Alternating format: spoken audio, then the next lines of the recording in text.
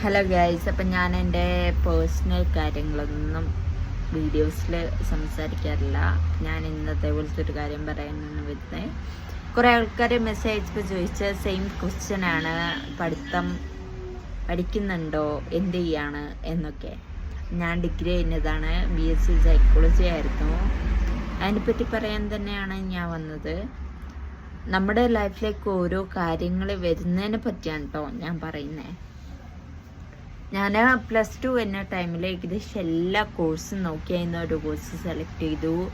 ഏകദേശം അഡ്മിഷൻ എടുക്കുന്നതിൻ്റെ കുറച്ച് മുമ്പായിട്ട് നമ്മൾ പറഞ്ഞു വെക്കുമല്ലോ, അങ്ങനെ അഡ്മിഷനൊക്കെ സെറ്റാക്കി വെച്ചു. ലാസ്റ്റ് ടൈം വെച്ചിട്ട് ഫീസ് ഭയങ്കര കൂടുതലായിരുന്നു. ഫീസ് കൊണ്ടും മാർക്ക് കൊണ്ടും ഒന്നും ഒക്കാത്തതുകൊണ്ട് നമ്മളത് ഒഴിവാക്കേണ്ടി വന്നു, ഇഷ്ടപ്പെട്ട ആ കോഴ്സ്. അങ്ങനെയാണ് ഞാൻ സൈക്കോളജി ഫീൽഡിലേക്ക് വരുന്നത്. അറിയുന്ന തന്നെ ഞാൻ എല്ലാ കോഴ്സും ചെക്ക് ചെയ്തപ്പം സൈക്കോളജി മാത്രം വിട്ടുവെച്ചു. അത് വേണ്ട, അത് ശരിയാവില്ല. എന്നിട്ട് ലാസ്റ്റ് വന്നിട്ട് അതിന് തന്നെ ചേർന്നു. അപ്പോൾ എനിക്ക് ഒരു ഐഡിയ ഇല്ല, കാരണം ഏകദേശം ഏതൊക്കെ സബ് വരും, നമുക്ക് പഠിക്കാൻ സുഖമൊക്കെ ഞാൻ നോക്കിയിരിക്കും, സൈക്കോളജിയിൽ എന്താന്ന് വരെ എനിക്ക് അറിയില്ല. അങ്ങനെ ഞാൻ വന്ന് ചേർന്നു. എൻ്റെ മനസ്സിലുള്ളൊരു തോട്ട് എന്ന് വെച്ചാൽ ഡിഗ്രി കഴിഞ്ഞ വേഗം ജോലി കിട്ടും, ജോലിയാവല്ലോ, അങ്ങനത്തെ ഒരു സംഭവമായിരുന്നു.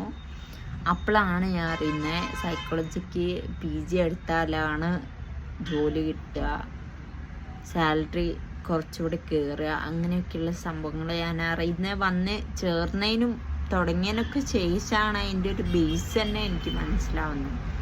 അപ്പം എനിക്ക് മനസ്സിലായൊരു കാര്യം എന്ന് വെച്ചാൽ, ഞാൻ പിന്നെ വിചാരിച്ചു വരുന്ന പോലെ വരട്ടെ, ഏതായാലും എടുത്തല്ലോ എന്ന്.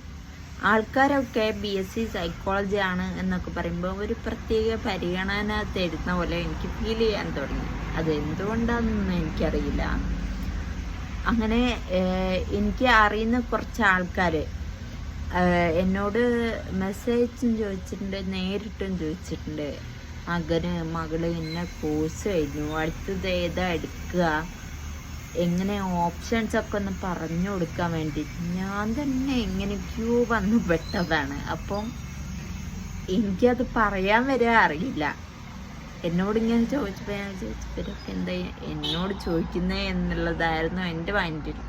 അങ്ങനെ ഇരിക്കെ ഒരു ദിവസം എനിക്ക് പരിചയമുള്ളൊരു താത്താനെ കാണാനായിട്ടായി. അപ്പോൾ ആൾ എന്നോട് ചോദിച്ചു, എന്താ പഠിക്കുന്നത്? സാധാരണ എല്ലാവരും ചോദിക്കുന്ന പോലത്തെ ക്വസ്റ്റ്യൻസ്. അപ്പം ഞാൻ പറഞ്ഞു BSc സൈക്കോളജി ഡിഗ്രി ആണ് എന്നൊക്കെ പറഞ്ഞു.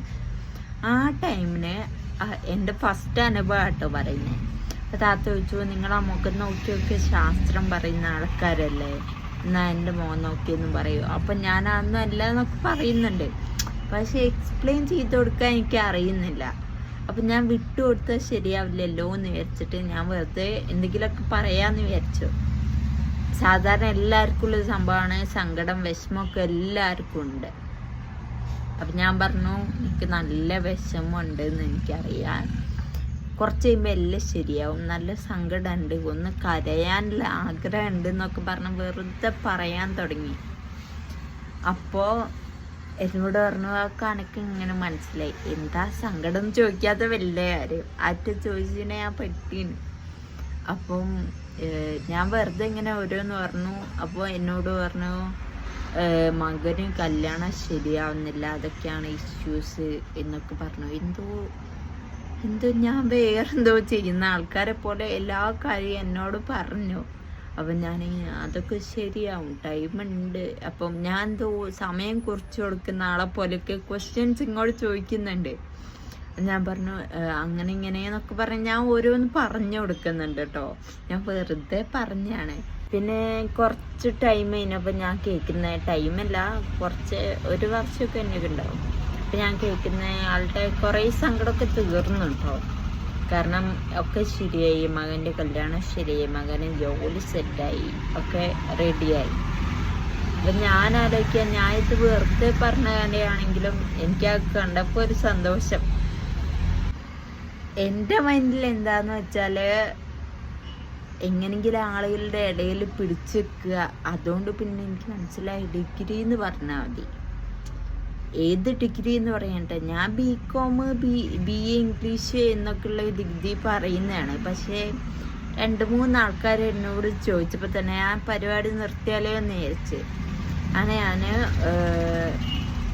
എൻ്റെ കുറച്ച് ഫ്രണ്ട്സ് കേട്ടോ, അവരിത് അറിഞ്ഞപ്പോൾ എന്നോട് ചോദിച്ച്, ഇതേപോലെ തന്നെ നിങ്ങൾ മുഖം നോക്കി ശാസ്ത്രം പറയുന്ന ആൾക്കാരല്ലേ, എന്നാൽ പിന്നെ എൻ്റെ മുഖം നോക്കി ഒന്ന് പറയും എന്നൊക്കെ പറഞ്ഞു. അപ്പം സ്വാഭാവികമായിട്ട് എല്ലാവർക്കും എന്താ ലൈഫിൽ നല്ല ജോബ് വേണം, നല്ല കാര്യങ്ങൾ വേണം എന്നൊക്കെയുള്ള രീതിയിൽ ഞാൻ വെറുതെ തട്ടിവിട്ട്. അപ്പം എന്നോട് ഞാൻ വെറുതെ പറഞ്ഞു, ഒരു ബ്രേക്കപ്പ് കഴിഞ്ഞിക്കല്ലോ, സങ്കടം ഉണ്ടല്ലോ എന്നൊക്കെ പറഞ്ഞു. ബ്രേക്കപ്പൊക്കെ എല്ലാവർക്കും ഉണ്ടാവുമല്ലോ. അപ്പോൾ ആ ഒരു ടോണിൽ പറഞ്ഞാണ് കേട്ടോ. അപ്പം എന്നോട് പറഞ്ഞു, നീ പറഞ്ഞൊക്കെ ശരിയാണ് എന്ന് പറഞ്ഞു.